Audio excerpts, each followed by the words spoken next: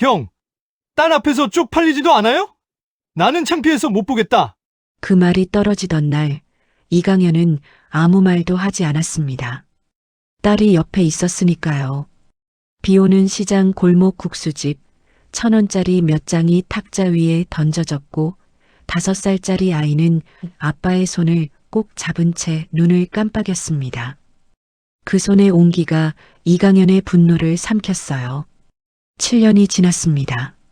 차가운 형광등 불빛이 쏟아지는 경매장. 남자는 딱 한 번 손을 들었어요. 낙찰 망치 소리가 울리는 순간 맞은편에서 무릎이 꺾이는 소리가 났습니다. 그 자리에 주저앉은 사람은 7년 전 그 말을 던졌던 바로 그였어요. 이강현은 그를 내려다보며 딱 한 번 생각했습니다. 딸 앞에서 쪽팔리지 않았다고. 여러분 사연 시작하기 전에 구독과 좋아요로 마음을 보내주세요. 지금 바로 사연 시작합니다. 경매장은 언제나 냄새로 기억됩니다. 땀과 긴장과 욕망이 뒤엉킨 냄새, 그리고 그 냄새 위에 희미하게 얹혀있는 패배의 냄새. 서울 중구에 자리한 대형 자산 경매장은 그날도 그랬습니다. 오전 11시의 형광등 불빛은 유독 차갑고 날카로웠고 200개가 넘는 의자에는 정장을 차려입은 투자자들과 중개인들이 빼곡히 들어차 있었지요. 서류 넘기는 소리, 귓속말, 볼펜 두드리는 소리가 뒤섞여 묘한 웅성거림을 만들어냈습니다. 그 웅성거림 한가운데 한 남자가 앉아 있었어요. 이강현, 그때 나이 46, 검은 캐시미어 코트에 은빛 넥타이, 조금의 흐트러짐도 없는 자세. 그의 눈동자는 단 한 번도 단상에서 벗어나지 않았고 그 눈빛에는 분노도 초조함도 흥분도 없었습니다. 그저 고요했지요. 어떤 이들은 그 고요함이 오히려 더 무섭다고 했습니다. 폭풍 전야의 바다가 가장 잔잔하다는 걸 살면서 한 번쯤 체험한 사람이라면 알 테니까요. 경매 품목 제17호가 호명되었습니다. KH디자인그룹 본사 건물 및 관련 부동산 일체. 감정가 450억 원. 시작가 400억 원. 그 말이 나오는 순간 경매장 뒤편에서 누군가의 숨이 거칠게 오르내리는 소리가 났어요. 경매장 한쪽 귀퉁이 구겨진 양복을 입은 남자 하나가 두 주먹을 꽉 쥐고 앉아 있었습니다. 박진태, 나이 52살. 한때 이 나라 건축 디자인 업계에서 5손가락 안에 들던 인물이었지요. 그의 손등에는 굵은 핏줄이 돋아올라 있었고 미간에는 지독한 긴장이 주름처럼 깊게 파여 있었습니다. 입찰이 시작되었어요. 첫 번째 번호판이 올라갔습니다. 420억. 두 번째 번호판 430억. 잠시 침묵이 흘렀습니다. 경매 진행자가 침착한 목소리로 한 번, 두 번을 불렀지요. 그 순간이었어요. 이강현이 움직였습니다. 손목의 움직임은 최소한이었고 번호판이 올라가는 각도는 마치 오래 연습한 사람처럼 자연스러웠어요. 450억. 감정가와 동일한 금액. 협상의 여지를 남기지 않는 단 하나의 숫자. 경매장 안에 정적이 깔렸습니다. 사람들이 고개를 돌려 그를 바라봤고 그는 단 한 번도 뒤를 돌아보지 않았습니다. 박진태는 그 순간 처음으로 그를 발견했어요. 심장이 덜컥 내려앉는다는 표현이 있습니다만 그것은 비유가 아니었습니다. 박진태의 얼굴에서 핏기가 사라지는 데는 채 1초도 걸리지 않았지요. 눈앞이 흐려지고 귀에서 이명이 울렸고 손끝이 차가워지면서 저렸습니다. 그의 입술이 움직였지만 소리는 나오지 않았어요. 낙찰. 경매 진행자의 목소리가 울려 퍼졌습니다. 망치 소리가 한 번 울렸고 그 소리는 박진태의 가슴팍에 정확히 꽂혔습니다. 그는 천천히 일어서려 했지만 무릎에 힘이 들어가지 않았어요. 옆자리 사람이 놀라서 손을 뻗었지만 그는 그 손조차 잡지 못하고 그냥 흘러내리듯 바닥에 주저앉아 버렸습니다. 이강현은 그제야 천천히 고개를 돌렸어요. 두 사람의 눈이 마주쳤습니다. 7년 만에 처음으로 이강현의 눈빛에는 승리의 환희도 원한의 이글거림도 없었지요. 그저 낙타가 사막을 건너듯 묵묵하고 깊은 눈빛이었습니다. 그 눈빛이 오히려 박진태의 숨통을 더 철저하게 조였어요. 이강현은 그에게 딱 한마디를 전했습니다. 소리 없이 입술의 움직임만으로 이제야 받았네요. 박진태의 눈에서 눈물이 흘렀습니다. 그것이 억울함의 눈물인지 후회의 눈물인지 아니면 공포의 눈물인지는 그 자신도 알지 못했을 겁니다. 그저 흘렀어요. 경매장 바닥에 뚝뚝 떨어졌지요. 이강현은 그것을 보았습니다. 그리고 천천히 눈을 감았어요. 눈꺼풀 뒤로 그의 기억이 되감겼습니다. 7년 전으로 빗소리가 먼저 왔지요. 그 다음은 국수 냄새였고 그 다음은 딸아이의 낡은 운동화에서 빗물이 빠져나가는 소리였습니다. 그 기억에서 모든 것이 시작되었으니까요. 7년 전의 이강현은 지금과는 전혀 달랐습니다. 그의 초봄 40살을 갓 넘긴 그는 세상에서 가장 운이 없는 사람이었어요. 아니, 운이 없다는 말로는 부족합니다. 그는 가장 사랑하는 사람에게 가장 잔인한 방식으로 배신당한 사람이었습니다. 그것은 그냥 배신이 아니었어요. 14년치의 믿음을 도려내는 작업이었고 그것도 아주 정밀하게 흠집 하나 남기지 않고 처리된 것이었습니다. 이야기는 그보다 14년 전으로 거슬러 올라갑니다. 이강현과 박진태는 대학 시절부터 단짝이었어요. 둘 다 건축 설계를 전공했고 졸업 전시회에서 나란히 최우수상을 받을 만큼 실력도 출중했습니다. 이강현은 창의적인 구조 설계로 박진태는 상업적인 감각과 영업력으로 서로를 보완하는 환상의 조합이었지요. 졸업과 동시에 둘은 작은 설계사무소를 차렸습니다. 이름은 KH, 두 사람의 이니셜을 딴 것이었어요. 처음 몇 해는 정말이지 고달팠습니다. 월세도 못 내는 달이 허다했고 도시락 2개로 하루 3끼를 때우기도 했어요. 이강현의 아내 최수진은 그 시절 내내 남편 곁을 떠나지 않았습니다. 디자인 회사 계약직으로 생활비를 벌면서 퇴근 후에는 사무소 청소와 자잘한 서류 작업까지 도왔지요. 박진태의 아내 또한 처음에는 함께 버텼습니다.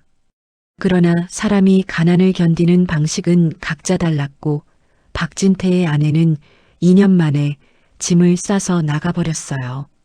그것이 두 사람의 관계에 처음으로 균열이 생기는 순간이었는지도 모릅니다만 당시에는 아무도 눈치채지 못했습니다.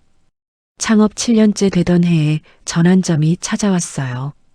이강현이 무언가를 만들어냈기 때문이었습니다. 그것은 설계도면 하나가 아니었습니다. 건축 구조의 생체 역학적 원리를 접목한 당시까지 어디서도 시도된 적 없는 혁신적인 설계 시스템이었어요.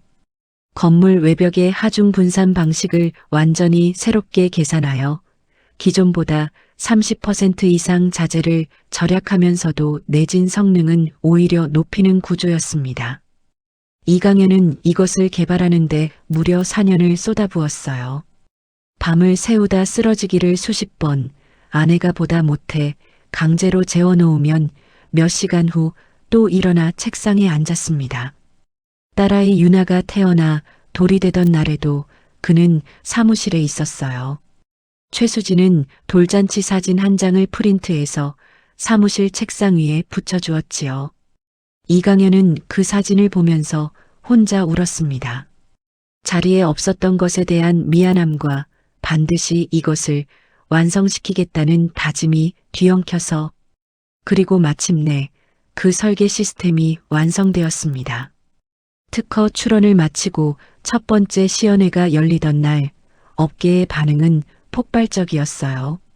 대기업 건설사 3곳에서 즉시 미팅을 요청했고 해외에서도 연락이 왔습니다. KH는 하루아침에 주목받는 회사가 되었지요. 박진태는 연신 웃으며 이강현의 어깨를 두드렸습니다. 이제 우리 진짜 되는 거야. 형, 이제 진짜야. 그의 말은 진심이었을까요? 아니었을까요? 이강현은 그 순간만큼은 진심이었을 것이라고 오랫동안 믿었습니다. 그 믿음이 결국 그를 무너뜨렸지만요. 배신은 치밀하게 준비되었습니다. 박진태는 3달 전부터 움직이고 있었어요. 회사의 법인 인감과 핵심 서류를 조금씩 빼돌리고 특허 관련 서류에 자신의 이름을 추가하는 작업을 했습니다.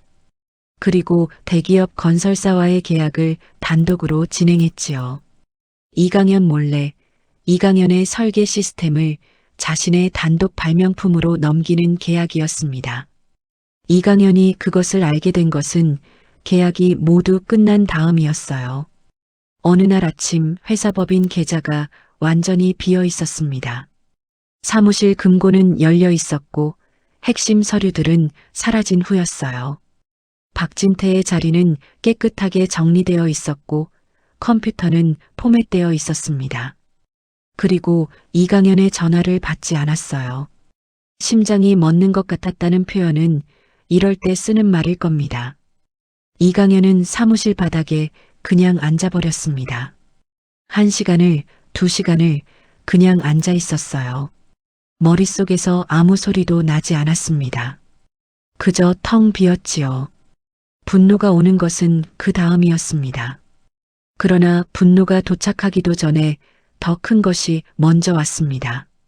회사 이름으로 되어 있던 사무실 임대 계약, 장비 할부, 직원 급여, 프리랜서 계약금. 박진태가 회사 통장을 비우고 나간 자리에는 모든 채무가 이강현의 이름 앞에 남겨져 있었어요. 법인 대표 이강현이 개인적으로 연대 보증을 선 계약이 여럿 있었습니다. 그것들이 한꺼번에 청구서를 날려왔지요. 최수진은 눈물 한 방울 흘리지 않고 짐을 쌌습니다. 그것이 오히려 이강현의 가슴을 더 무너뜨렸어요. 아내가 울었다면 차라리 같이 울었을 텐데 최수진은 울지 않았습니다. 그저 조용히 그 필요한 것들만 상자에 담았어요. 그러다 문득 멈추고 이강현을 돌아보며 딱 한마디를 했습니다. 당신이 잘 될 거라는 건 나는 알아요. 그러니까 버텨요. 그것이 마지막이었습니다. 최수진은 그 이후 1달 만에 교통사고로 세상을 떠났어요. 이강현은 그 이야기를 아직도 제대로 꺼내지 못합니다. 급하게 이삿짐을 나르던 중이었다고 했지요. 겨울비가 내리던 날 신호를 무시한 트럭이 최수진이 건너던 횡단보도를 덮쳤습니다. 병원에서 사흘을 버티다 사흘째 새벽에 이강현의 손을 꼭 잡은 채로 눈을 감았습니다. 그때 유나의 나이가 5살이었어요. 유나는 엄마의 장례식에서 울지 않았습니다. 5살짜리 아이는 엄마가 어디 갔는지 이해하지 못했어요. 장례식장에서도 아빠 손을 꼭 잡고 사람들 사이를 신기한 듯 걸어 다녔지요. 그 모습이 이강현에게는 몇 배나 더 큰 고통이었습니다. 나중에 이 아이가 다 알게 되었을 때의 충격이 얼마나 클지 생각하면 그 미래의 고통마저 미리 껴안고 있어야 했으니까요. 채무 정리는 예상보다 훨씬 빠르게, 훨씬 잔인하게 진행되었습니다. 이강현이 가진 것은 거의 없었어요. 작은 전세 아파트는 경매에 넘어갔고 자동차도 팔았습니다. 법적 다툼을 시도했지만 박진태가 준비한 서류는 치밀했어요. 특허 관련 계약서에는 교묘하게 박진태의 단독 개발임을 주장하는 조항이 들어가 있었고 이강현이 서명한 몇몇 문서들이 그 주장을 뒷받침하는 형식으로 만들어져 있었습니다. 이강현이 그 서류들에 서명했던 것은 사실이었어요. 다만 당시에는 그 서류의 진짜 의미를 몰랐을 뿐이었지요. 변호사는 솔직하게 말했습니다. 싸울 수는 있습니다. 그런데 시간도 돈도 증거도 너무 불리합니다. 이길 가능성이 높지 않아요. 이강현은 그 자리에서 모든 소송을 포기했어요. 그것은 패배가 아니었습니다. 그것은 준비였습니다. 지금 이 순간은 싸울 때가 아니라는 것을 그는 직감적으로 알았어요. 분노는 있었지만 그 분노를 지금 당장 쏟아붓는 것이 현명하지 않다는 것도 알았습니다. 5살짜리 딸아이의 손을 잡고 집에서 쫓겨나는 마당에 소송 비용으로 남은 돈을 다 쓸 수는 없었으니까요. 그렇게 이강현과 유나는 거리로 나왔습니다. 고시원 1층에서 시작했어요. 이불과 아이 옷 몇 벌, 이강현의 낡은 스케치북이 전 재산이었습니다. 유나는 아빠가 들어가기도 빠듯한 작은 방에서 벽에 붙은 곰팡이를 손가락으로 쿡쿡 찍으며 아무 말도 하지 않았어요. 이강현은 그날 밤 딸이 잠든 후 혼자 화장실에서 수도꼭지를 틀고 입을 막고 울었습니다. 소리가 새어나가지 않도록, 딸이 듣지 못하도록 그렇게 울었어요. 그 시절 이강현의 하루는 단순했습니다. 새벽에 일어나 건설 일용직 현장을 나갔습니다. 벽돌을 나르고 콘크리트를 섞고 높은 비계 위에서 볼트를 조였어요. 설계사에서 일하던 사람이 이제 현장 인부로 일하는 것이었지만 그것이 부끄러운 것이 아니었습니다. 유나의 분유값이 필요했고 유나의 어린이집 비용이 필요했으니까요. 저녁이 되면 유나를 데리러 가고 한 끼를 해결하고 유나가 잠든 후에 스케치북을 꺼내 다시 설계도를 그렸어요. 무너지지 않았습니다. 그것이 더 무서운 일이었을 수도 있어요. 고시원 생활이 반년쯤 지났을 때 이강현은 남대문 근처의 재래시장 골목으로 이사했습니다. 고시원보다 조금 넓었지만 그만큼 낡았어요. 시장 안쪽 좁은 골목에 자리한 반지하 월세방이었습니다. 창문으로는 지나가는 사람들의 발목만 보였고 비가 오면 습기가 벽을 타고 올라왔지요. 유나는 그 방이 좋다고 했습니다. 아빠, 여기 시장 냄새나. 국수 냄새. 나 국수 좋아. 이강현은 그 말에 웃었습니다. 아프고 쓸쓸한 웃음이었지만 웃었어요. 그 시장 골목에는 국수집이 하나 있었습니다. 할머니 혼자 운영하는 작은 가게였는데 빨간 국물에 얼큰한 잔치국수가 주메뉴였어요. 한 그릇에 4,000원. 이강현과 유나는 일주일에 2번 그 국수를 사서 시장 골목 구석 평상에 앉아 나눠 먹었습니다. 한 그릇을 시켜 반반 나누는 것이었지요. 유나는 그것을 불편하게 생각하지 않았어요. 아이는 아빠와 같은 그릇에서 젓가락질하는 것을 좋아했습니다. 아빠 이거 맛있지? 나도 맛있어. 라고 하며 후루룩 국수를 빨아들였어요. 이강현은 딸에게 더 많이 건네주면서 자신은 국물만 홀짝였습니다. 그것이 들키지 않도록 딸이 먹는 모습을 바라보는 척하면서요. 그 국수 한 그릇이 그 시절 이강현에게는 전부였습니다. 그리고 어느 가을비가 내리는 저녁이었어요. 그날따라 비가 고약하게 내렸습니다. 이른 저녁부터 시작된 가을비는 시간이 갈수록 굵어졌어요. 시장 골목은 처마 밑으로 빗물이 쏟아지고 배수로가 넘쳐서 골목 바닥에 물이 흥건히 고였습니다. 상인들은 서둘러 노점을 접었고 늦은 장을 보러 나온 주민들은 비닐을 뒤집어 쓰고 총총걸음을 쳤어요. 이강현은 그날 늦게까지 현장에 나갔다가 돌아오는 길이었습니다. 공사 현장에서 빗속에 작업을 하다 보니 옷이 완전히 젖어 있었고 비에 닿은 시멘트 분진이 피부에 달라붙어 따가웠어요.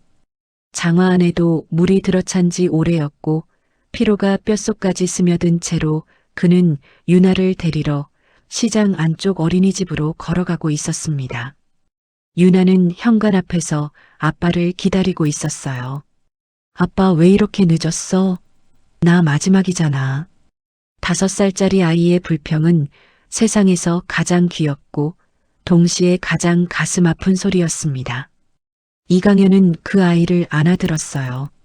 아이의 작은 손이 자신의 젖은 어깨에 얹히는 느낌이 따뜻했습니다.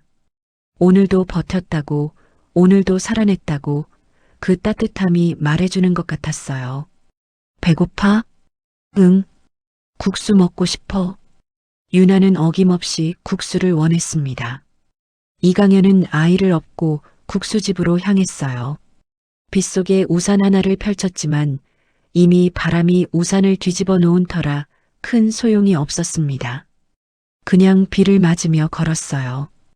유나의 발이 자신의 등 뒤에서 흔들리고 그 낡은 운동화의 밑창 사이로 빗물이 들락날락하는 것이 느껴졌습니다. 운동화를 새로 사줘야 하는데 이번 달은 그럴 여유가 없었어요. 딸의 낡은 운동화 틈으로 스미는 빗물이 이강현의 심장을 조여드는 것 같았습니다. 국수집은 붐비지 않았어요. 비가 내리는 날이라 평소보다 손님이 적었고 창가 자리 하나가 비어 있었습니다. 유나가 먼저 뛰어가 그 자리에 앉았어요. 할머니 사장님이 손수 물수건을 가져다 주며 유나의 머리를 닦아줬습니다. 이강현은 국수 한 그릇을 시키고 유나 맞은편에 앉았어요. 그때였습니다. 국수집 문이 활짝 열리는 소리가 났어요. 시원하게 웃음소리가 먼저 들어왔습니다. 높고 거리낌 없는 웃음소리, 자신이 이 세상에서 가장 여유로운 사람이라고 확신하는 사람의 웃음소리. 이강현은 고개를 들지 않았습니다. 뭔가가 등줄기를 스쳐 지나가는 느낌이 있었지만 고개를 들지 않았어요. 여기 날것 국수집이네. 한번 들어가 볼까? 나 이런 거 좋아하거든. 그 목소리에 이강현의 손이 멈췄습니다. 절대로 틀릴 수 없는 목소리였어요. 14해를 매일 들은 목소리, 수십 번 같이 밥 먹고 같이 술 마시고 같이 꿈을 키운 사람의 목소리. 이강현의 척추를 타고 차가운 것이 올라왔지요. 박진태였습니다. 그는 정장 차림의 여성을 옆에 두고 있었어요. 반짝이는 시계, 광택 있는 구두, 헐렁하게 걸친 코트 하나하나가 여유와 성공을 말하고 있었습니다. 그의 뒤로 수행원처럼 보이는 2명의 남자가 따라 들어왔어요. 박진태는 실내를 둘러보다가 이강현을 발견했습니다. 그 순간 그의 눈빛이 단 한 번 흔들렸어요. 당황했는지 멈칫했는지 혹은 기뻤는지 그 흔들림은 아주 짧은 찰나였다가 이내 비열하고 여유로운 웃음으로 바뀌었습니다. 그것이 오히려 더 잔인했어요. 박진태가 성큼성큼 걸어왔습니다. 이강현이잖아. 이야, 세상 좁다. 오랜만이야, 형. 이강현은 고개를 들지 않았습니다. 다만 두 손이 탁자 밑에서 조용히 주먹을 쥐었어요. 아빠, 저 아저씨 누구야? 유나가 아빠 귀에 대고 작게 물었습니다. 그 목소리에 이강현의 가슴이 철렁 내려앉았어요. 딸이 여기 있다는 것을, 딸 앞에서 이 순간을 맞이하면 안 된다는 것을 그는 절박하게 알고 있었습니다. 박진태는 개의치 않았습니다. 오히려 유나를 내려다보며 혀를 찼어요. 연민인 척, 동정인 척, 그러나 그 안에는 자신의 우위를 확인하고자 하는 천박한 쾌감이 가득 찬 눈빛이었습니다. 딸이구나. 아이고, 이 비에 이 집에서 국수 먹고 있어? 형도 참 진짜. 그가 혀를 차는 소리가 이강현의 고막을 긁었습니다. 피눈물이 쏟아지는 것 같았지요. 차오르는 것을 삼키고 이강현은 입을 닫았어요. 박진태가 옆 사람에게 고갯짓하며 말을 이었습니다. 우리 회사 전 파트너야. 능력은 좀 있었는데 사업 감각이 없어서 결국 이렇게 됐지. 뭐 어쩌겠어. 이강현의 눈앞이 하얗게 일었습니다. 그것은 그냥 모욕이 아니었어요. 딸 앞에서 하는 모욕이었습니다. 아빠가 이렇게 된 것이 아빠의 능력 부족 때문이라고 5살짜리 아이에게 직접 각인시키려는 짓이었어요. 이강현은 이 세상에 이보다 더 비열한 인간이 있을 수 있다는 것을 그 순간 처음으로 알았습니다. 그래도 그는 움직이지 않았습니다. 딸이 있었으니까요. 박진태는 지갑을 꺼냈어요. 그리고 1,000원짜리 몇 장을 꺼내 탁자 위에 툭 던졌습니다. 팁을 주듯 구걸하는 사람에게 동전을 던져주듯 국수 한 그릇 더 시켜 아이한테 제대로 먹여라. 그 말이 공기를 갈랐습니다. 국수집 안이 조용해졌어요. 할머니 사장님이 당황해서 시선을 피했고 옆 테이블 손님들도 눈을 내리깔았습니다. 이강현은 탁자 위에 1,000원짜리를 바라보았어요. 그 종이 한 장이, 그 얇고 구겨진 종이 한 장이 14해의 우정과 믿음과 동업을 짓밟는 도구로 쓰이고 있었습니다. 유나가 아빠를 올려다봤어요. 아이는 무언가가 이상하다는 것을 감지하고 있었습니다. 어린아이들은 어른의 말을 다 이해하지 못해도 공기의 온도는 정확하게 느끼거든요. 유나는 아빠의 손을 꼭 잡았어요. 그 작은 손가락이 이강현의 손등을 꾹 눌러 잡았습니다. 이강현은 그 손을 느끼면서 천천히 고개를 들었어요. 박진태와 눈이 마주쳤습니다. 이강현의 눈빛은 분노로 이글거리지 않았어요. 그것이 오히려 박진태를 이상하게 했습니다. 분노나 치욕이나 눈물 같은 것 대신에 놀랄 만큼 차갑고 고요한 무언가가 거기 있었어요. 이강현은 1,000원짜리를 집어들었습니다. 그리고 지극히 조용하게 유나에게 내밀었어요. 유나야, 이걸로 내일 학교 앞에서 아이스크림 사 먹어.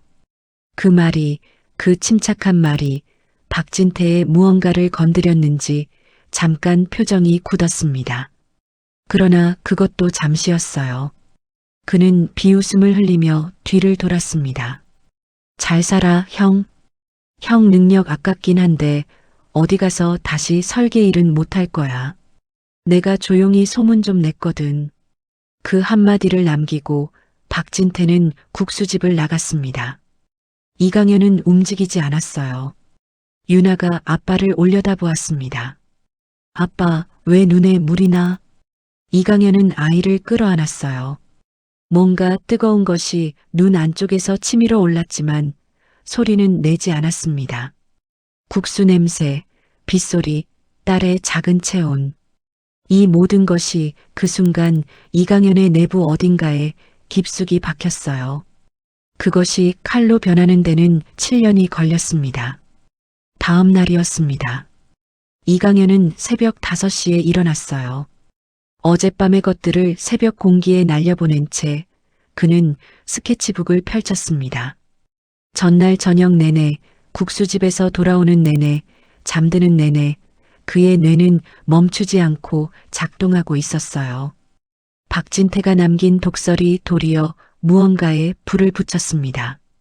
어디 가서 다시 설계 일은 못할 거야. 그 말은 협박이었고 모욕이었어요. 그러나 이강현에게 그 말은 다르게 들렸습니다.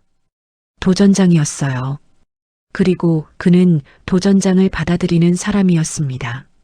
설계 일을 못하게 막았다면 설계가 아닌 다른 방식으로 가면 되었어요. 이강현의 머릿속에는 이미 새로운 그림이 펼쳐지고 있었습니다. 그것은 설계가 아니라 투자였어요. 도시개발구역, 재개발 예정지, 저평가된 노후 건물. 이강현은 건축 설계를 15년 해온 사람이었습니다. 그는 건물을 보는 눈이 있었어요. 건물의 구조적 가치, 입지, 확장 가능성, 미래 활용도. 이것을 파악하는 데 있어서 그보다 뛰어난 사람은 많지 않았습니다. 문제는 돈이었어요. 투자를 하려면 종잣돈이 필요했습니다. 그런데 지금 이강현에게 있는 건 일용직 일당과 이달치 월세를 내고 남은 얼마뿐이었어요. 그것을 어떻게 키울 것인가? 그것이 이강연의 새벽 5시의 질문이었습니다. 답을 찾은 것은 그날 오후였어요. 점심 무렵 이강연은 시장 골목에서 장을 보다가 뭔가 이상한 광경을 목격했습니다. 시장 한쪽 구석 파지를 가득 실은 손수레를 끌고 있는 노인이 있었어요. 굽은 등에 낡은 점퍼, 헝클어진 백발. 시장 상인들은 그 노인이 지나갈 때마다 슬쩍 자리를 피했고 파지 냄새가 난다며 얼굴을 찌푸리는 이도 있었습니다. 그런데 그 노인이 이강연 앞에서 갑자기 멈췄어요. 손수레를 세우고 이강연을 빤히 바라보았습니다. 이강연도 영문을 모른 채 그 시선을 받았어요. 노인의 눈이 특이했습니다. 피부는 쭈글쭈글하고 몸은 구부러져 있었지만 눈은 달랐어요. 놀랄 만큼 깊고 놀랄 만큼 날카로웠습니다. 세상을 많이 본 사람의 눈이었어요. 노인이 먼저 말을 걸었습니다. 어제 국수집에서 그거 내가 봤어. 참았더만. 이강연은 멈칫했습니다. 어제 국수집에 있었던 사람이었군요. 노인은 손수레를 한쪽으로 세우고 이강연 옆에 나란히 섰어요. 참는 게 옳긴 한데 참기만 하면 그놈은 평생 그러고 살아. 세상이 그놈 편인 줄 알고. 이강연은 그 말에 아무 대답을 하지 않았습니다. 그러나 그 노인의 옆에서 자리를 피하지는 않았어요. 노인의 이름은 이명식이었습니다. 나이는 74살. 외양은 시장 골목에서 폐지를 줍는 노인이었지만 그의 과거는 전혀 달랐어요. 이명식은 한국 부동산 투자 시장의 초기 황금기를 직접 설계한 사람이었습니다. 그가 30대에 세운 법인은 한때 서울 시내 핵심 건물 수십 개를 보유했고 그가 투자한 재개발 구역이 지금 서울 핵심 지역이 된 곳도 여럿이었어요. 그런 사람이 왜 폐지를 줍고 있는가? 그것은 그의 아들 때문이었습니다. 이명식의 하나뿐인 아들이 아버지 몰래 회사 자산을 빼돌리고 도주했어요. 가족법인 형태로 운영하던 자산의 상당 부분이 아들 명의로 되어 있었고 아들은 그것을 처분한 돈을 들고 해외로 나간 채 연락이 끊겼습니다. 이명식은 배신당했어요. 자식에게 가장 사랑하는 사람에게. 그래서 그는 일부러 이렇게 살고 있었습니다. 남은 자산이 없는 게 아니었어요. 그에게는 아직 아들 명의로 빠져나가지 않은 자산이 일부 있었습니다. 그러나 그것들은 아들이 돌아오기를 기다리며 법원의 판결을 기다리며 아무도 모르게 묶어두고 있었어요. 그는 아들에게 잡히기 싫어서 아들이 또 빼돌릴까봐 일부러 가난한 척을 하고 있었던 겁니다. 폐지 줍는 노인이 된 채로 조용히 기다리면서 그리고 이강연을 발견했습니다. 이명식은 사람을 보는 눈이 있는 사람이었어요. 그것은 타고난 것이기도 하고 40년 넘게 비즈니스를 하면서 갈고 닦은 것이기도 했습니다. 어제 국수집에서 1,000원짜리를 던지는 사람 앞에서 분노 대신 차가운 평정심을 유지하는 40살짜리 남자를 그는 주목했어요. 그리고 딸에게 그 돈을 아이스크림 사 먹으라며 내밀던 그 담담함에서 뭔가를 보았습니다. 그것은 아직 꺾이지 않은 사람의 눈빛이었어요. 이명식이 이강연에게 제안한 것은 단순했습니다. 사귀자는 것이었어요. 같이 시장 안에서 걷고 이따금 국수집에서 밥을 먹고 이야기를 나누자는 것이었습니다. 이강연은 그 제안을 받아들였어요. 처음에는 그냥 외로운 노인의 말동무인 줄 알았습니다. 그러나 이명식과 나누는 대화는 달랐어요. 노인은 이야기하는 것처럼 보이면서 가르쳤고 가르치는 척하면서 이강연의 눈을 시험했습니다. 시장 안에서 파는 물건 하나를 두고도 그것의 원가와 유통 마진과 소비자 심리를 짚어냈어요. 재개발 예정 구역을 산책하면서는 그 골목이 5년 후에 어떤 모습이 될지 그려냈습니다. 이강현이 놀란 것은 그 예측들이 너무 정확했다는 거예요. 첫 번째 테스트가 왔습니다. 이명식이 이강현에게 시장 안쪽의 낡은 창고 건물 한 채를 가리키며 물었어요. 저 건물 어때? 이강현은 잠시 보았습니다. 그리고 차근차근 이야기했어요. 건물 외벽의 균열 패턴, 지붕 처리 방식, 내진 보강의 흔적, 그리고 이 위치, 시장 통로와의 거리, 대로변 접근성. 마지막으로는 이 건물이 어떻게 리모델링 되면 어떤 용도로 쓰일 수 있는가. 이명식이 가만히 듣다가 웃었어요. 맞아. 내가 본 것과 같아. 그것이 시작이었습니다. 이명식은 이강현에게 작은 돈을 빌려주었어요. 아주 적은 금액이었습니다. 단 조건이 있었지요. 그 돈을 어디에 쓸지 이강현이 스스로 판단하고 이명식에게는 결과만 보고하라는 것이었어요. 실패해도 돈은 갚을 필요 없다. 다만 실패했다면 왜 실패했는지를 정확하게 분석해야 한다는 것이었습니다. 이강현은 그 돈으로 경매를 시작했습니다. 소규모 부동산 경매였어요. 낙찰가가 낮고 리모델링 비용이 적으며 단기 임대가 가능한 작은 상가 건물. 이강현은 자신의 설계 눈으로 그 건물의 잠재 가치를 분석했고 이명식이 알려준 경매 입찰 전략을 적용했습니다. 첫 번째 낙찰은 실패했어요. 두 번째도 실패했습니다. 세 번째에서 낙찰을 받았어요. 그 건물을 경량 철골 리모델링 기법으로 고치고 임대를 놓았습니다. 반년 만에 원금이 회수되었고 순수익이 생겼어요. 이강현은 그 수익으로 다시 다음 경매에 들어갔습니다. 복리의 마법은 느리게 시작해서 빠르게 커집니다. 이명식은 이강현이 첫 번째 순수익을 냈을 때 처음으로 진지한 얼굴로 그를 바라보았어요. 이제 제대로 알려줄게. 그 말의 의미를 이강현이 실감한 것은 그로부터 몇 달 후였습니다. 이명식이 자신의 과거를 꺼내놓기 시작했거든요. 그가 어떻게 자산을 형성했는지, 경매 시장에서 어떤 원리로 움직이는지, 그리고 무엇보다 중요한 것인 타이밍을 어떻게 읽는지. 그것은 어느 책에도 나오지 않는 살아있는 지식이었습니다. 피와 땀으로 만들어낸 40년의 노하우가 이강현에게 이전되고 있었어요. 이강현의 눈이 달라지기 시작했습니다. 그는 경매 법원을 드나들기 시작했어요. 현장직을 유지하면서 새벽과 저녁 시간을 쪼개 경매 기록을 분석했습니다. 윤활을 재우고 나면 밤새 자료를 검토했어요. 그의 설계 능력이 여기서 빛을 발했습니다. 건물 가치를 평가하는 데 있어서 그는 일반 투자자들과는 차원이 다른 분석력을 가지고 있었거든요. 투자가 쌓여갔습니다. 처음 2년은 아주 느렸어요. 종잣돈이 작았고 경험도 부족했습니다. 그러나 3년 차부터 달라지기 시작했어요. 이명식이 묶어두었던 자산이 법원 판결로 일부 정리되면서 그 자금 일부를 이강현에게 운용하도록 맡겼습니다. 이강현은 그 신뢰를 배신하지 않았어요.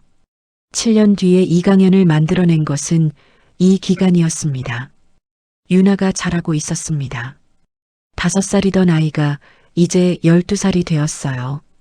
시장 반지하 방에서 초등학교에 다니던 윤아는 아빠의 새벽을 기억했고 아빠가 책상 앞에서 몇 번씩 잠든 것도 기억했고 아빠가 자신을 위해 얼마나 많은 것을 참았는지도 알고 있었습니다. 아이들은 부모가 생각하는 것보다 훨씬 많은 것을 느끼거든요. 윤아는 아빠에게 딱 한 번 물었습니다. 아빠, 나 때문에 힘들어? 이강현은 그 물음에 한참 있다가 대답했어요. 아니, 너 때문에 살아. 그 말이 전부였습니다. 이명식은 이강현이 어느 정도 궤도에 오르자 자신의 마지막 역할을 했습니다. 그것은 박진태에 관한 정보를 모으는 것이었어요. 이명식은 살아온 세월이 만들어준 인맥의 깊이가 있었습니다. 재계, 법조계, 금융계 여기저기에 연결된 실이 있었어요. 그 실을 통해서 박진태 KH디자인그룹의 현황이 파악되기 시작했습니다. 그리고 이강현이 기다리던 것이 오고 있었어요. 박진태는 이강현의 설계 시스템으로 큰 돈을 벌었습니다. 그러나 그 돈을 지키는 능력은 없었어요. 화려한 성공 뒤에 숨겨진 그의 치명적 약점은 욕심이었습니다. 한 분야에서 성공하자 무분별하게 사업을 확장했고 무리한 대출을 일으켰어요. 회계 장부를 손뗀 것도 있었고 무자본 인수합병을 추진하다 실패한 것도 있었습니다. 조금씩 그의 회사는 기울어지고 있었어요. 그것을 이강현은 알고 있었습니다. 아니, 알고 있는 정도가 아니었어요. 이강현은 그 과정을 직접 만들고 있었습니다. 박진태가 투자를 원하는 기업들에서 이강현의 법인이 먼저 협상 조건을 바꾸어 버리거나 박진태 회사가 수주하려는 건물의 설계 입찰에서 이강현이 더 낮은 가격으로 더 좋은 제안을 냈습니다. 직접 싸우는 것이 아니었어요. 시장에서 합법적으로 서서히 박진태의 공기를 빼는 것이었습니다. 박진태는 눈치채지 못했어요. 이강현이 성장했다는 사실 자체를 그는 상상조차 하지 못했으니까요. 시장 구석에서 국수나 나눠 먹던 그 사람이 자신을 조이고 있다는 것을 경매 전날 밤이었습니다. 이강현은 잠들지 못했어요. 7년을 기다려온 날이 코앞에 왔는데 오히려 마음이 이상하리만큼 고요했습니다. 긴장이 없는 건 아니었어요. 그러나 그 긴장은 두려움이 아니라 집중이었습니다. 무언가 중요한 것 앞에서 온몸의 감각이 나를 세우는 그 감각이었지요. 이명식이 그날 저녁에 전화를 했어요. 짧은 통화였습니다. 이명식은 특별한 말을 하지 않았어요. 잘 먹고 일찍 자라고 경매장에서 흥분하지 말라고 그것뿐이었습니다. 이강현은 그 말이 오래 귓가에 남았어요. 흥분하지 마라. 이명식이 수십 번 강조한 말이었습니다. 경매장에서 감정을 앞세우면 판단이 흐려진다는 것이었어요. 이강현은 그것을 누구보다 잘 알고 있었습니다. 이날의 경매는 복수가 목적이 아니었어요. 그것은 정당한 시장 행위였습니다. 가치 있는 자산을 적정 가격에 사는 것. 그것이 전부였지요. 결과적으로 그것이 박진태에게 가장 잔인한 복수가 되는 것이었지만 그것은 부산물이었습니다. 이강현은 유나 방 앞에서 잠시 섰다가 돌아왔어요. 자신의 방 창가에 앉아서 밖을 내다봤습니다. 야경이 보였어요. 서울의 밤빛이 창에 반사되었습니다. 이강현은 스케치북을 꺼냈어요. 그리고 내일 경매장에서 번호판을 들 손을 잠시 바라보았습니다. 이 손으로 벽돌을 날랐습니다. 이 손으로 콘크리트를 섞었어요. 이 손으로 유나의 이불을 덮어주었고, 이 손으로 새벽마다 설계도를 그렸고, 이 손으로 경매 서류에 서명을 해왔습니다. 그리고 내일 이 손으로 번호판을 들 것이었어요. 이강현은 스케치북에 마지막으로 뭔가를 썼습니다. 7년. 충분했다. 그리고 불을 껐어요. 밖에서는 서울의 밤소리가 낮게 깔렸습니다. 멀리서 차 소리, 가까이서 바람 소리. 이강현은 눈을 감았고 그날 처음으로 빠르게 잠이 들었습니다. 꿈을 꾸지 않았어요. 그것이 오히려 완벽한 밤이었지요. 7년이 쌓였습니다. 이강현이 운용하는 자산은 어느새 수천억 규모를 넘어서 있었어요. 단순한 부동산 투자에서 시작했지만 이명식의 지식과 이강현의 분석력이 만나 만들어낸 포트폴리오는 업계에서도 주목받는 수준이 되었습니다. 이강현은 이제 설계사 출신 투자자로 알려져 있었어요. 아무도 그가 시장 반지하에서 시작했다는 것을 몰랐습니다. 박진태의 상황은 반대였어요. KH 디자인 그룹은 표면적으로는 여전히 번지르르 했습니다. 강남에 30층짜리 본사 건물을 가지고 있었고, 제주에 저택이 있었고, 고급차를 몰았어요. 그러나 그 이면에는 이미 부실이 깊게 파고들어 있었습니다. 무리하게 확장한 계열사들은 하나둘 적자로 돌아서고 있었고, 은행 대출 이자만 해도 엄청난 규모였어요. 결정타는 이강현이 조용히 준비한 것이었습니다. 박진태의 회사가 가장 의존하던 주력 건설사 파트너십 계약, 이강현은 그 건설사의 지분 일부를 매집했어요. 그리고 조용히 이사회 의결을 통해 KH와의 계약을 종료시켰습니다. 이것이 방아쇠였어요. 계약 종료 소식이 나오자 KH의 대출을 일으켜준 은행들이 일제히 상환을 요구하기 시작했습니다. 연쇄 반응이었어요. 한 군데에서 구멍이 생기자 다른 곳들도 버티지 못했어요. 박진태는 급하게 자산을 처분하려 했지만 이미 시장에는 KH의 재무 상황에 관한 이야기가 흘러다니고 있었습니다.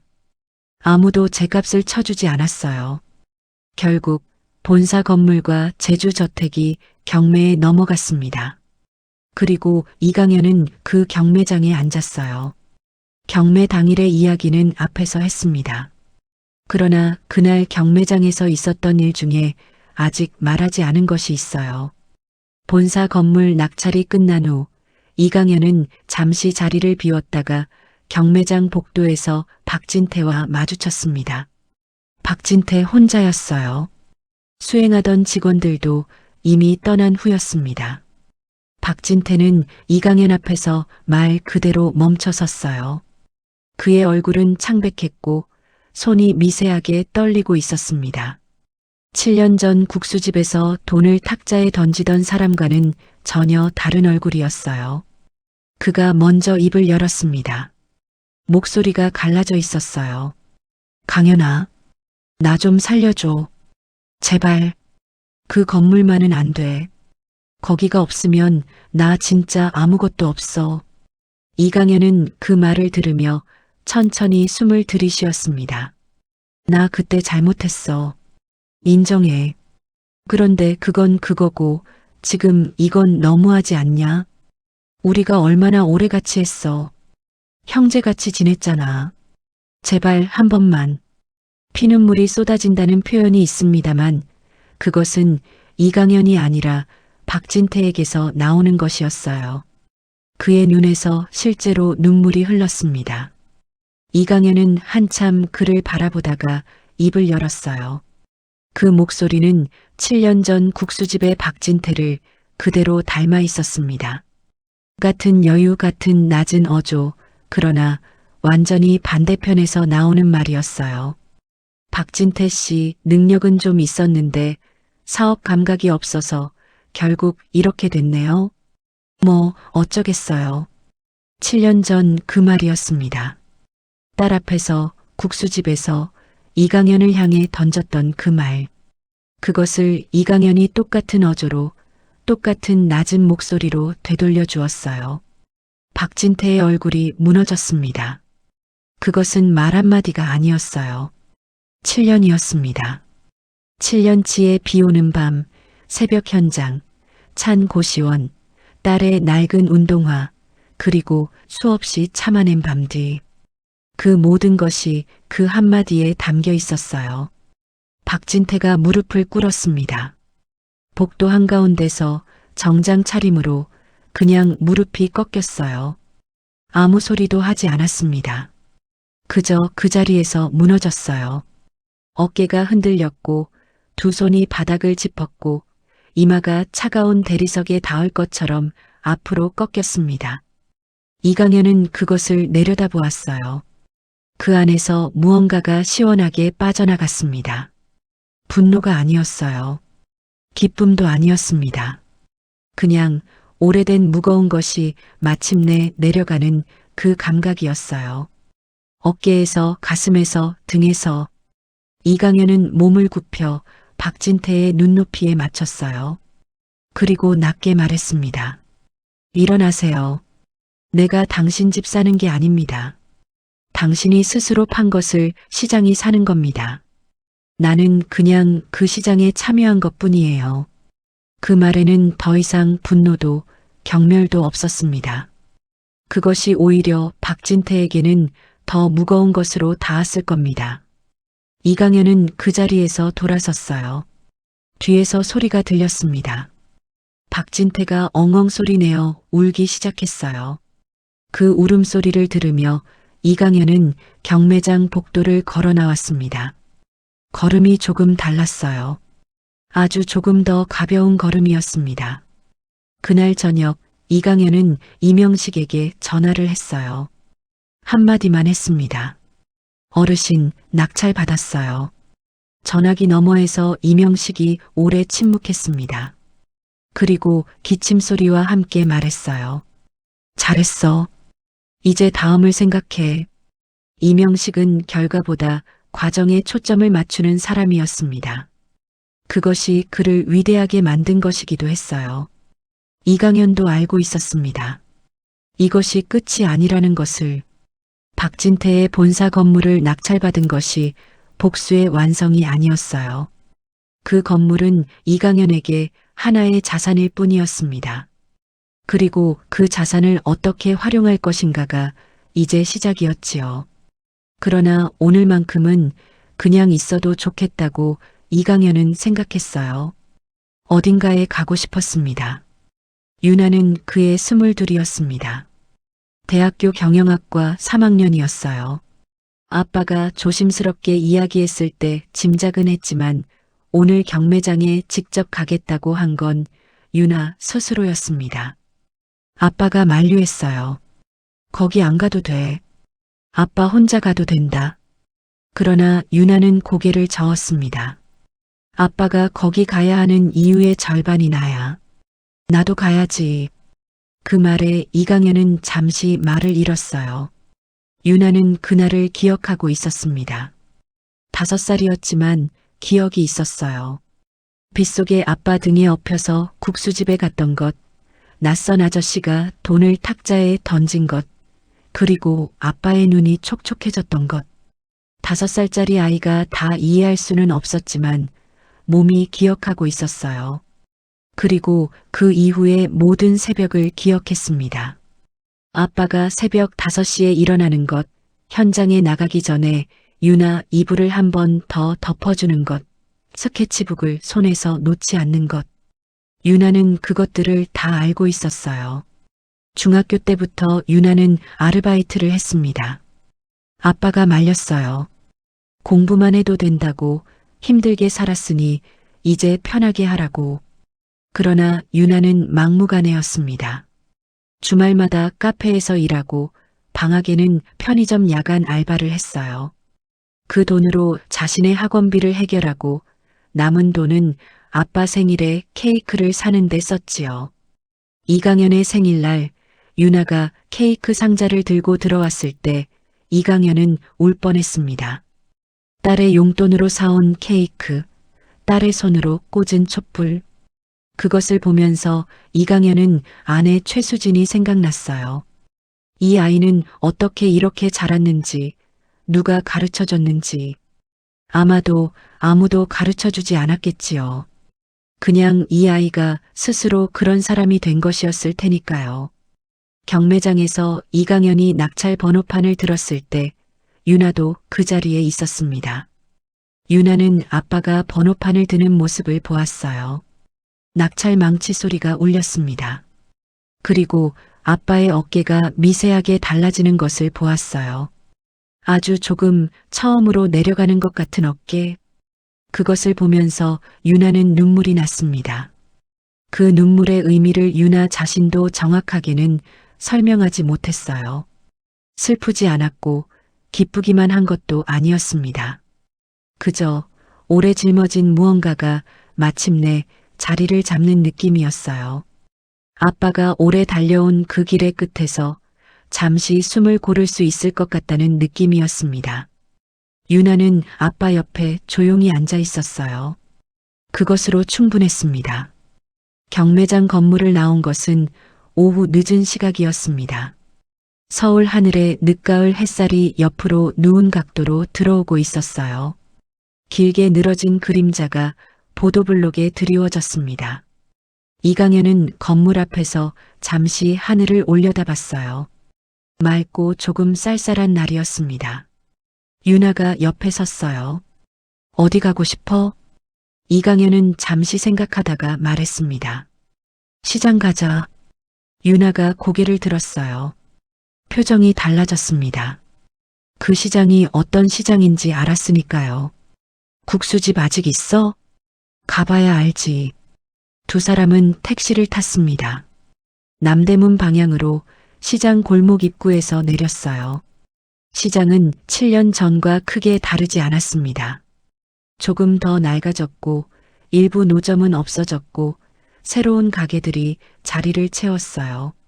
그러나 시장 특유의 냄새는 그대로였습니다. 생선 냄새, 채소 냄새, 기름 냄새, 그리고 그 모든 것 위에 희미하게 얹힌 따뜻한 국물 냄새. 이강현이 골목 안으로 걸어 들어갔습니다. 오래된 기억이 발걸음을 이끌었어요. 왼쪽으로 꺾고 좁은 골목을 지나서 다시 오른쪽으로 낮은 처마 아래 색이 바랜 빨간 천막이 보였습니다. 경매장을 나서면서 이강현은 혼자 생각했습니다. 복수가 달콤할 것이라고 생각했어요. 오래 기다려온 것이니까. 그런데 달콤하지 않았습니다. 뜨겁지도 않았어요. 그냥 차갑게 고요했습니다. 어쩌면 그것이 맞는 것이었지요. 분노는 뜨겁습니다. 그러나 뜨거운 것은 식어요. 이강현이 7년을 버틴 것은 분노가 아니었습니다. 분노였다면 오래가지 못했을 거예요. 그것은 그보다 더 서늘하고 더 깊은 것이었습니다. 딸에게 부끄럽지 않은 아빠가 되겠다는 다짐이었고 아내가 버텨요라고 했던 그 말을 배신하지 않겠다는 것이었어요. 박진태가 무릎을 꿇었을 때 이강현은 통쾌하지 않았습니다. 솔직히 말하면 그냥 안타까웠어요. 저 사람이 처음부터 나쁜 사람이 아니었다는 것을 이강현은 알고 있었으니까요. 같이 라면을 끓여 먹고 같이 도면을 그리고 같이 꿈을 꾸던 사람이었습니다. 그 사람이 저 자리에 무릎 꿇고 있다는 것이 어떤 의미에서는 슬픈 일이었어요. 그래서 이강현이 내뱉은 그 말, 7년 전 박진태의 말을 그대로 돌려준 그 말은 분노에서 나온 게 아니었습니다. 그것은 기록이었어요. 7년 전 그날이 있었고 오늘이 있다는 것. 그 사이에 이강현이 무엇을 했는지 그 기록을 남기는 것이었지요. 그것으로 끝이었습니다. 이강현은 더 이상 박진태를 생각하지 않기로 했어요. 오늘이 지나면 그것으로 충분했습니다. 그 사람의 남은 삶이 어떻게 되든 그것은 이강현이 책임질 것이 아니었어요. 각자의 삶이 각자에게 돌아가는 것이었습니다. 이강현에게 남은 것은 유나와 국수 2그릇이었어요. 그리고 다음 이야기였습니다. 사람이 어딘가를 향해 걸어가는 것은 복수를 위해서도 아니고 증명을 위해서도 아닙니다. 그냥 살기 위해서예요. 딸과 함께 살기 위해서, 오늘보다 내일이 조금 더 나은 날을 만들기 위해서. 그것이 이강현이 7년을 걸어온 이유였고 앞으로도 걸어갈 이유였습니다. 경매장 건물 밖으로 나오자 가을 햇살이 따스하게 내리쬐었어요. 이강현은 하늘을 올려다보았습니다. 맑고 높은 가을 하늘이었어요. 어딘가 저 높은 곳에서 아내 최수진이 보고 있을 것 같았습니다. 이강현은 조용히 중얼거렸어요. 수진 씨 왔어요. 2그릇으로. 바람이 한번 지나갔습니다. 그것이 대답인지 아닌지는 알 수 없었어요. 그러나 이강현은 그것이 대답이라고 생각했습니다. 그것으로 충분했어요. 그는 발걸음을 옮겼습니다. 유나를 향해서 시장 골목을 향해서 그리고 국수집을 향해서 한 걸음 한 걸음 조금 더 가벼운 걸음으로 국수집이었어요. 그대로였습니다.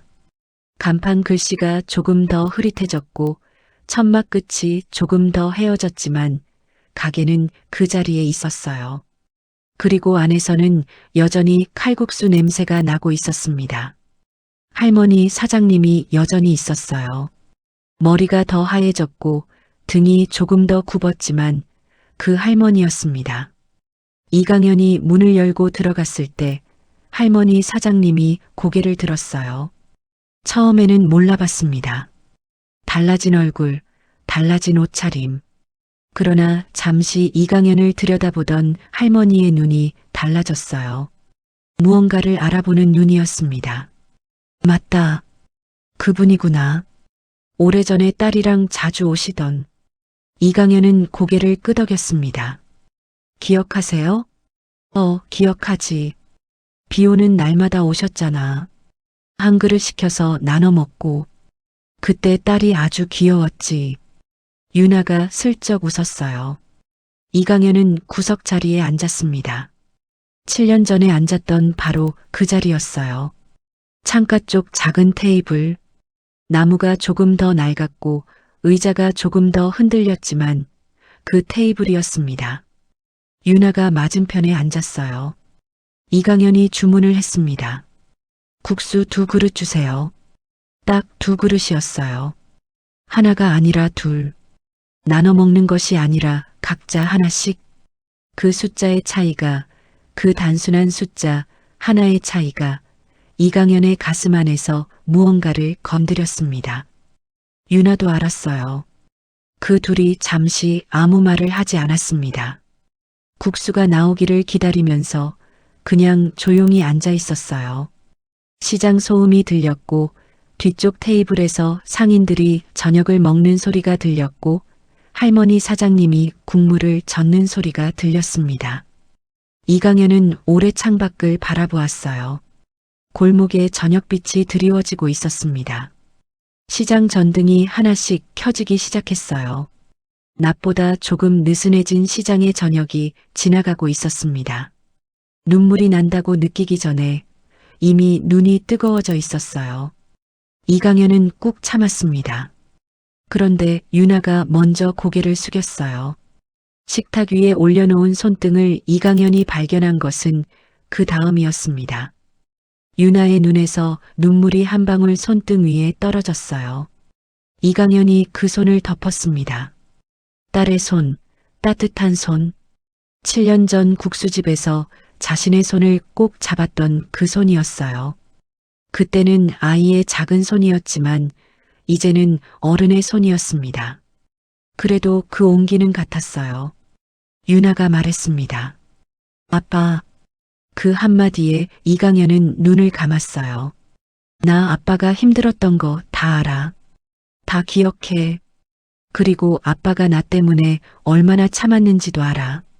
이강현은 고개를 저으려 했어요. 그러나 유나가 먼저 말을 이었습니다. 아니, 알아. 아빠는 모른다고 할 거지만 나는 알아. 그리고 나는 그게 단 한 번도 짐이 된 적 없어. 아빠한테 딸로 태어난 거 정말 잘 됐다고 생각해. 이강현의 눈에서 마침내 눈물이 흘렀습니다.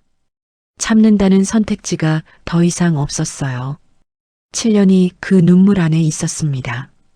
아내의 마지막 손길, 고시원 화장실에서 입을 막고 울던 그 밤, 딸의 낡은 운동화, 새벽 현장의 시멘트 냄새, 이명식 노인의 낡은 손수레, 그리고 경매장 망치 소리.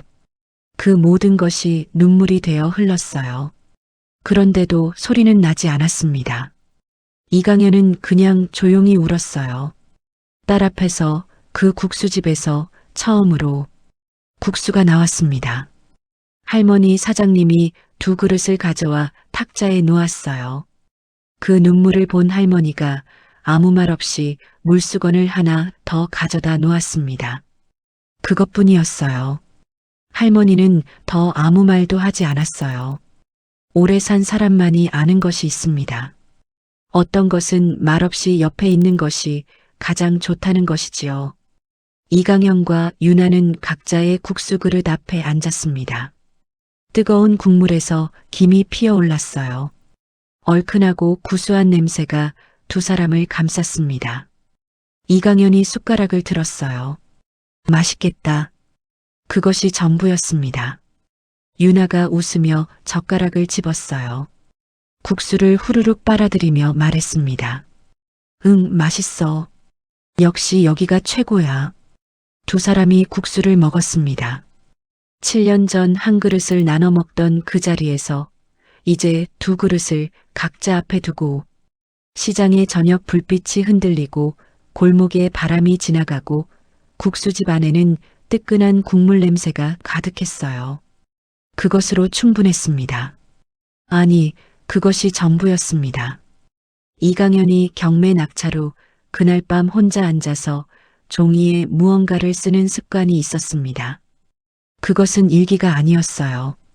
편지였습니다. 아내 최수진에게 보내는 편지였지요. 보낼 수 없는 편지였습니다. 그러나 쓰는 것 자체가 이강현에게는 필요한 일이었어요. 그날 밤의 편지는 이러했습니다. 수진 씨, 오늘 낙찰 받았습니다. 당신이 살아있었다면 어떤 얼굴을 했을까 계속 생각했어요. 아마도 크게 놀라지 않았을 거예요. 당신은 내가 잘 될 거라고 믿었으니까. 당신이 버텨요 라고 했을 때 그 말의 무게가 얼마나 큰지 그때는 몰랐어요. 지금은 알아요. 당신이 준 그 말 하나로 7년을 버텼습니다. 유나가 잘 자라고 있어요. 당신을 닮았어요. 눈물이 없고 당당하고 따뜻한 사람이에요. 오늘 같이 국수 먹었습니다. 두 그릇이요. 그때 그 국수집에서 당신도 알지요? 거기서 같이 먹었잖아요, 예전에.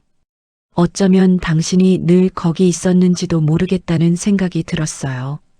그 국수 냄새 안에, 그 뜨끈한 국물 안에. 고마워요. 더 잘할게요. 그 편지를 이강현은 서랍 속에 넣었습니다. 편지가 쌓이는 그 서랍이 이강현에게는 가장 소중한 공간이었어요. 이강현과 유나가 국수집을 나선 것은 저녁 8시가 가까웠을 때였어요. 시장 골목은 어둠이 깔리기 시작했고 상인들이 하나둘 문을 닫고 있었습니다. 전구 불빛이 골목을 군데군데 밝히고 있었고 그 불빛 사이로 두 사람의 그림자가 나란히 드리워졌어요. 이강현은 골목 어귀에서 발을 멈췄습니다. 시장을 한번 돌아봤어요. 낡은 천막, 기름 냄새, 젖은 바닥, 그리고 어디선가 여전히 풍겨오는 국수 냄새. 이 냄새로 시작했다는 것이 이상하게도 지금에 이르러서야 제대로 실감이 났어요. 이명식은 어떻게 지내고 있을까요? 그는 이 이야기의 어떤 부분에서도 전면에 나서지 않았습니다. 이강현이 성공했다는 이야기를 건네도 그저 기침 한 번에 짧은 말 한마디를 돌려줄 뿐이었어요. 이 다음을 생각해. 언제나 그 말이었습니다. 그 다음은 이강현이 스스로 생각했습니다. KH 건물을 낙찰받은 이강현은 그 건물을 철거하거나 다른 용도로 바꾸지 않았습니다. 오히려 그 건물을 새롭게 리모델링해서 건축 설계를 공부하는 청년들을 위한 공유 스튜디오로 만들었어요. 임대료는 시세의 절반 이하였고 장비는 최신 것으로 들여놓았습니다. 그 스튜디오의 이름은 K 스튜디오였어요. KH의 K를 가져다 쓴 것이었습니다만 이번에는 KH의 H, 이강현의 H가 아니라 새로운 시작을 뜻하는 이름으로 다시 세운 것이었지요. 누군가에게는 단순한 이름이겠지만 이강현에게는 뭔가를 끝내고 뭔가를 다시 여는 일이었습니다. 박진태는 어떻게 되었을까요? 그는 본사 건물과 저택을 잃은 후 회사도 문을 닫았습니다. 남은 것은 개인 명의의 빌라 한 채와 소형차였어요. 법원 판결로 미결 채무 일부는 정리되었고 나머지는 분할 상환 계획이 잡혔습니다. 이강현은 그 뒤로 박진태를 만나지 않았어요. 만날 이유가 없었습니다. 그리고 더 이상 그를 생각하는 시간이 줄었어요. 그것이 복수의 완성이 아닐까 싶었습니다. 상대가 나의 내면에서 완전히 사라지는 것. 분노도, 연민도, 증오도, 아무것도 없이 그냥 세상 어딘가에 있는 낯선 사람이 되는 것. 유나는 졸업 후 이강현의 법인에 들어왔습니다. 처음에는 작은 역할부터 시작했어요. 문서 정리, 현장 동행, 자료 분석. 이강현은 딸에게 특별 대우를 하지 않았습니다. 다른 직원들과 똑같이, 아니 어쩌면 더 엄격하게 대했어요. 유나는 불평하지 않았습니다. 아빠가 왜 그러는지 알았으니까요. 그리고 2년쯤 지났을 때 이강현은 유나에게 첫 번째 독립적인 프로젝트를 맡겼어요. 규모는 작은 것이었습니다. 그러나 유나는 그것을 완벽하게 해냈지요. 이강현은 그날 저녁 유나에게 짧은 문자를 보냈어요. 잘했다. 유나가 답장을 보냈습니다. 아빠한테 배웠어. 이강현은 그 문자를 한참 바라보다가 전화기를 내려놓았어요. 창밖에는 가을밤이 깊어가고 있었고 어디선가 바람소리가 났습니다. 아파트 서재 책상 위에는 낡은 스케치북이 하나 놓여 있었어요. 7년 전 고시원에서 시작해서 지금까지 이어온 그 스케치북이었습니다. 그 안에는 이강현이 그린 수백 장의 설계도와 투자 분석과 빼곡한 메모들이 있었지요. 이강현은 그 스케치북을 펼쳤어요. 그리고 새 페이지에 뭔가를 천천히 적었습니다.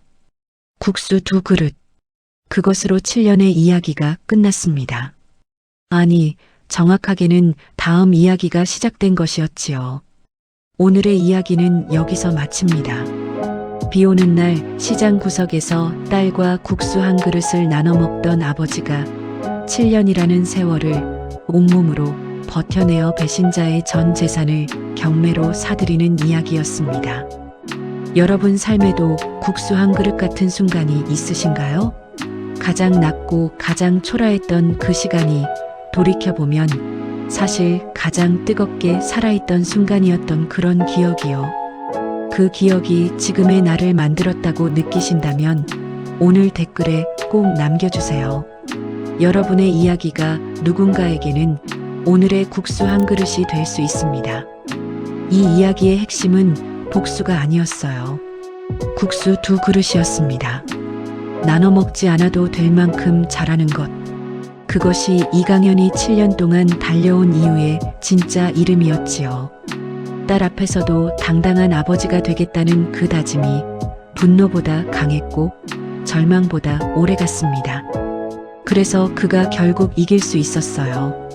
혹시 지금 여러분 곁에 말없이 버티고 있는 사람이 있다면 오늘 그 사람에게 국수 한 그릇이 되어주시는 건 어떨까요? 이 영상이 도움이 되셨다면 구독, 좋아요, 알람 설정 꼭 부탁드립니다. 여러분의 응원이 다음 이야기를 만드는 힘이 됩니다. 오늘도 들어주셔서 감사합니다.